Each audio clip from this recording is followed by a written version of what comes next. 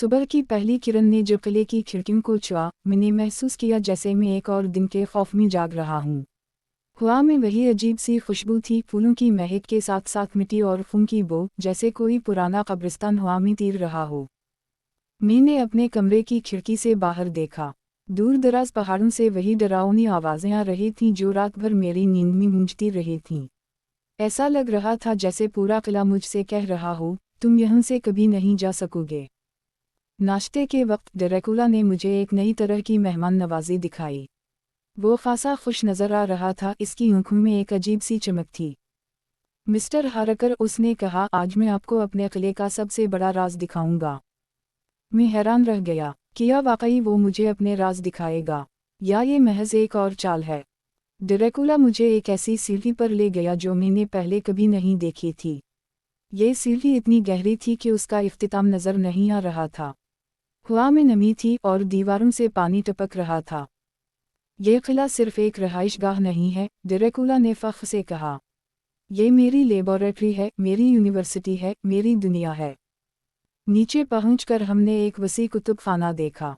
ये ऊपर वाले कुतुबखाने से कहीं बड़ा था। किताबें ज़मीन से लेकर छत तक पहुंची हुई थीं। यह वो इल्म है जो दुनिया भर में कहीं नहीं मिलेगा, ड्रैकुला ने कहा। जिंदगी और मौत के राज, वक्त पर काबू पाने के गिर और रूहों को मसखर करने के तरीक़े। उसने एक पुरानी किताब खोली जिसमें उसके ख़ानदान की तारीफ दर्ज थी। मैं सिर्फ ड्रैकुला नहीं हूँ, उसने फ़ख्र से कहा। मैं व्लाद टेप्स की औलाद हूँ, वो अजीम बादशाह जिसने तुर्की की फ़ौजों को शिकस्त दी थी। मेरा ख़ानदान सदियों से उन राजों को महफूज रखे हुए है। ड्रैकुला ने मुझे एक खुफिया कमरा दिखाया जहाँ अजीब वाओ गरीब आले रखे हुए थे। मैंने ज़िंदगी और मौत के दरमियान की दीवार को तोड़ना सीख लिया है, उसने कहा। मैं वो रास्ता ढूंढ चुका हूँ जो इंसान को फना होने से बचा सकता है। फिर इसने अपना असल मकसद जाहिर किया। मैं इंग्लैंड जा रहा हूँ, मिस्टर हारकर। तुम्हारा मुल्क अब मेरा नया घर बनेगा। मैं दंग रह गया। मगर क्यों? क्योंकि ज़माना बदल रहा है। पुराने अकीदे मर रहे हैं, नई साइंस जन्म ले रही है।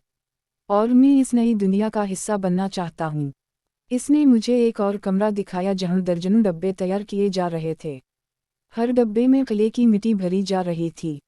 ये मेरी नई पनाह गाहें होंगी, उसने वजाहत की। हर डब्बा मेरे लिए एक नया घर होगा।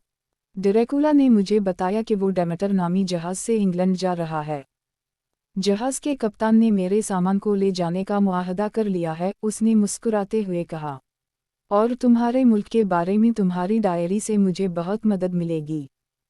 मैंने महसूस किया कि मैंने नादानिस्ता तौर पर अपने मुल्क को खतरे में डाल दिया है। शाम को ड्रैकुला ने अपने सफ़र की तैयारियां शुरू कर दी। इसने मुझे बताया कि वो रात के वक्त सफ़र करेगा क्योंकि सूरज की रोशनी इसके लिए ख़तरनाक है। तुम यहीं रहोगे, उसने कहा। मेरी गैर मौजूदगी में तुम्हारी हिफाजत होगी। रात गए, मैंने फ़ैसला किया कि मुझे किसी भी कीमत पर यहाँ से निकलना है। मैंने किले के एक ऐसे हिस्से की तलाश शुरू की जहाँ से मैं फरार हो सकूं। एक पुराने दरवाजे के पीछे मुझे एक खुफिया रास्ता मिला जो किले से बाहर निकला था। मगर रास्ता खतरनाक था, पथरीली चट्टानों पर से गुजरता हुआ। जब मैं फरार होने ही वाला था, ड्रैकुला अचानक जाहिर हो गया। तुम जा सकते हो, मिस्टर हारकर, उसने कहा। मगर याद रखो, मैं तुम्हें ढूंढ लूंगा। तुम और तुम्हारी मंगेतर, तुम दोनों मेरे हो।